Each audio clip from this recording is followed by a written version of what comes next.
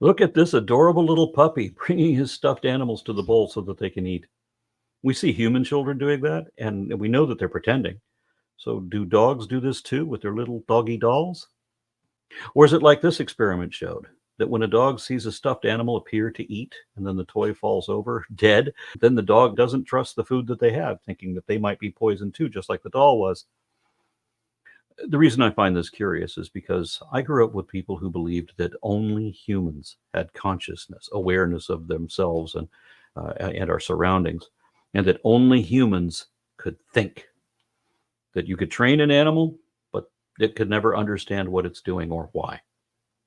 My own father believed that animals were just biological machines that were programmed to behave as if they felt pain and terror, but that they weren't really experiencing these things. And I guess that's a fair justification because he was a hunter and a fisherman his whole life. I asked my dad about this as he was watching him skin a fish alive. I asked him, "Doesn't that hurt?" And he says, "It's just a dumb animal. It don't feel nothing." When I was a little boy, half a century ago, we lived in a rural area that was even further behind the times, back when someone without the capacity for speech was called dumb. Even if they fully understand everything being said and are competent at their jobs, and the only thing they can't do is talk. I thought about what my dad said about a dumb animal and not feeling anything. And would my dad have said that about what his father would have called a dumb person?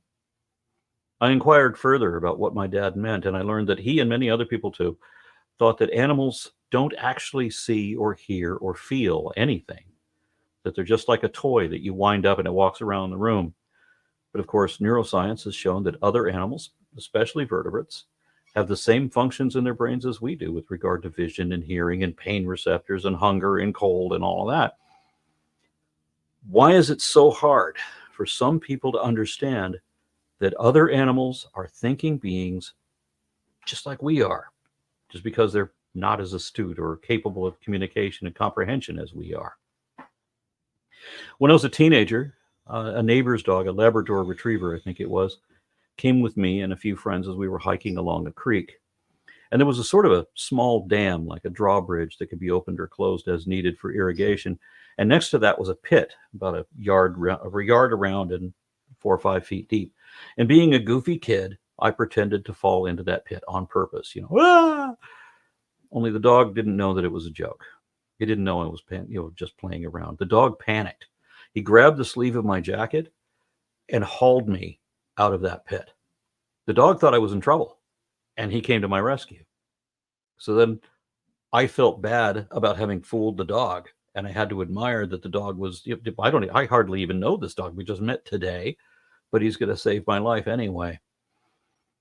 My family, however, couldn't understand that. They couldn't accept that an animal could think that way. They thought that if any time an animal does something noble or heroic or altruistic, it's because it was programmed by God to do that, just like machines are programmed to do certain things. Or in specific circumstances, then maybe God commanded it to do that. But that there was no way for a dog to feel empathy or compassion because they don't have a soul. That only humans have souls. And a friend of mine who keeps exotic pets said that anything that can feel fear or stress can feel comfort too.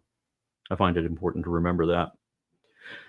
There are other social animals that communicate with each other: ants, bees, dogs, and whales especially. Whales can understand spoken commands, and they can even mimic the sounds of human speech.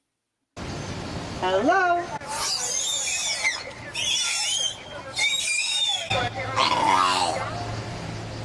The 14-year-old orca in France is the first ever to be recorded saying human words. The orca can say hello, bye-bye, count to 3, and say her trainer's name, Amy.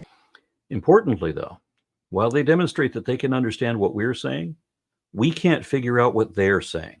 All we know is that they're definitely saying something and understanding each other, and that they can coordinate movements effectively and all that. However they're doing that, seemingly innately, is different from how we communicate. We learn our languages from our parents and community. We go to school to learn the syntax and sentence structure and other things that we didn't need to know before we could speak. But it isn't always that way, and it wasn't always that way. Nicaraguan Sign Language is a prime example. It wasn't devised by professional linguists. It developed spontaneously. In the 1970s, most deaf children in Nicaragua generally stayed within their own families, and many of them developed private languages made of mimicking gestures and such, languages that were only known to that child and to one or two of their siblings. But then in 1980, a school for the deaf was opened where teachers tried to get the kids to lip read in Spanish without success. However, left on their own, on the playground or in the school bus or wherever, these kids compiled elements of their common gestures and their private languages into a common composite. These children accidentally invented their own language. And that's the language the school eventually learned to teach instead of Spanish. That, to me, is fascinating. Even though we make up our own languages all the time so that we don't understand each other in different parts of the world, and our languages keep evolving, our means of communication as compared with that of other animals is, if not the most efficient, is certainly the most versatile, with the greatest capacity for comprehension, especially when we add the dimension of having a written aspect to it, so that our knowledge and our thoughts are preserved after we die. Better still, that written aspect can be shared with other animals who lack the ability to speak. Did you know that one of the laws of evolution is that the young of two closely related species are more similar to each other than the adults are? At birth, the throat of a human infant is the same as that of a chimpanzee.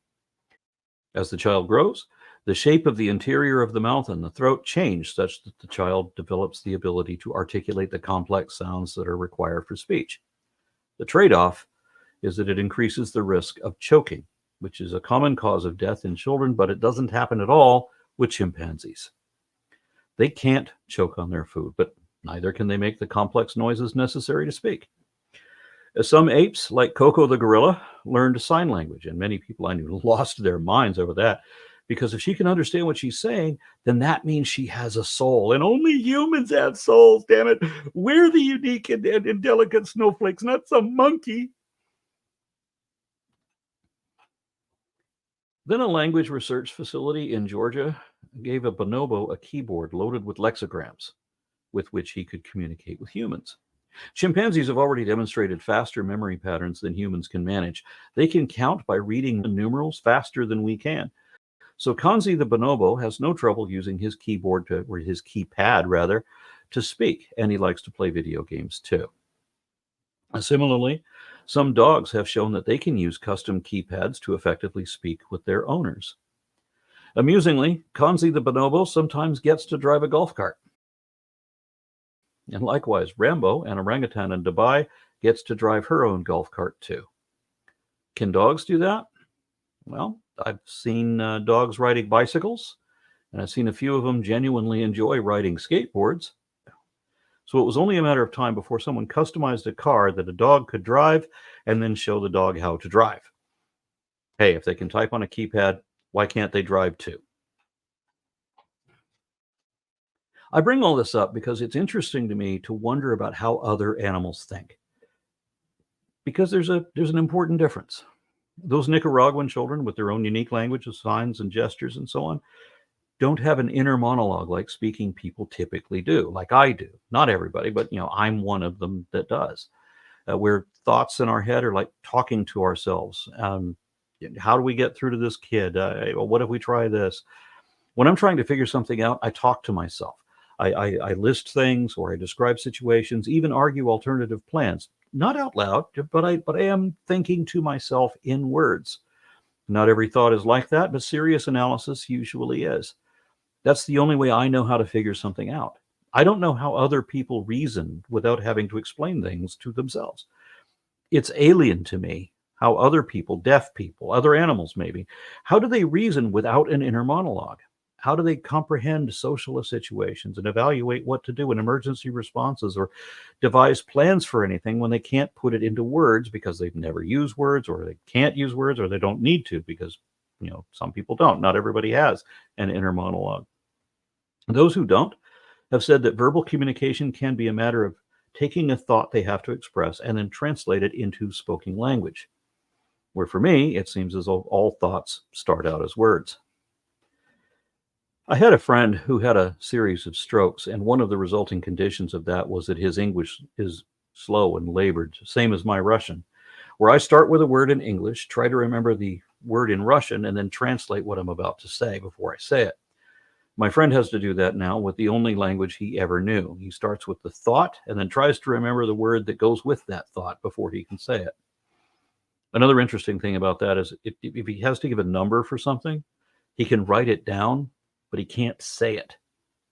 It's interesting how the mechanics of the brain, the physical brain, change so that you can't think the way you used to think anymore. And why is it possible for him to write it down but not say it? It's fascinating. And similarly, the actor Bruce Willis is currently suffering a type of dementia that primarily affects communication rather than memory. And what I've read from the accounts of his family imply that he can still think and reason, remember people and events, where he is and where things are, and he can still behave appropriately. But where he was once a competent speaker and an avid reader, those capabilities are no longer available to him. He no longer understands words, whether written or spoken, in any language. Without any capacity to comprehend any human language, not even sign language, how different is his mode of thinking from other animals who can potentially drive a car or help blind people navigate traffic lights, but who can't even listen in on a conversation? It occurs to me that it's not that we have souls and other animals don't. It's true that they don't, but neither do we. And even given the limitations of their nonverbal understanding, it turns out that many species are not dumb. They have consciousness. They're capable of some degree of compassion and camaraderie and fear and rage, just as we are. That's what I think of the intelligence of non-human animals, which I see more and more as beings like people, perhaps with special needs.